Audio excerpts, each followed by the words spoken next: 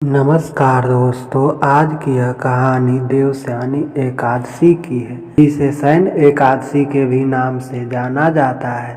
धर्मराज युधिष्ठिर ने कहा, हे केशव, आषाढ़ शुक्ल एकादशी का क्या नाम है? इस व्रत के करने की विधि क्या है और किस देवता का पूजन किया जाता है? जिस कथा को ब्रह्मा जी ने नारद जी से कहा था, वही मैं तुमसे कहता हूँ। श्री कृष्ण कहने लगे कि हे युधिष्ठिर, एक बार देव ऋषि नारद जी ने ब्रह्मा जी से एकादशी के विषय में जानने की उत्सुकता प्रकट की।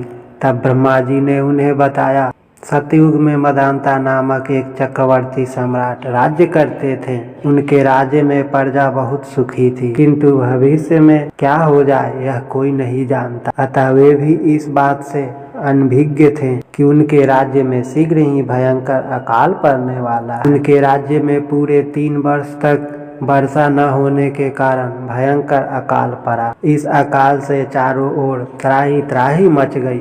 धर्म पक्ष के यज्ञ, हवन, पिंडदान, कथा, व्रत आदि में कमी हो गई। जब मुसीबत पड़ी हो तो धार्मिक कार्यों में प्राणी की रुचि कहाँ रह जाती है।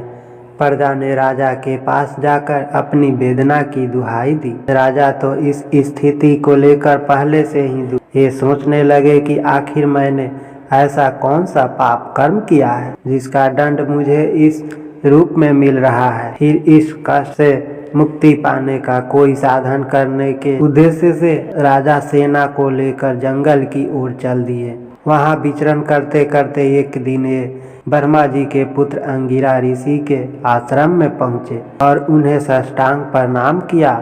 ऋषिवर ने उन्हें आशीर्वाद दिया और कुशल क्षेम पूछा।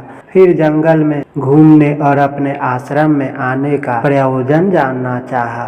तब राजा ने हाथ जोड़कर कहा, महात्मन, सभी प्रकार से धर्म का पालन करता हूँ। मैं अपने राज्य के दुर्भिक्ष का दृश्य देख रहा हूँ।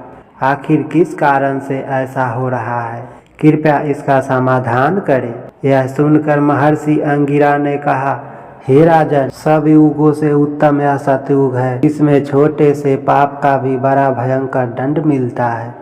इसमें धर्म अपने चारों चरणों में व्याप्त रहता है। ब्राह्मण के अतिरिक्त किसी अन्य जाति को तप करने का अधिकार नहीं है, जबकि आपके राज्य में शुद्ध तपस्या कर रहा है। यही कारण है कि आपके राज्य में वर्षा नहीं हो रही है। जब तक वह शुद्ध तपस्वी जीवित रहेगा, अकाल शांत नहीं होगा। राजा मदांता ने कहा कि हे देव, निर्दोष को मारना मेरा मन स्वीकार नहीं कर रहा है। कृपया कोई और उपाय बताएं।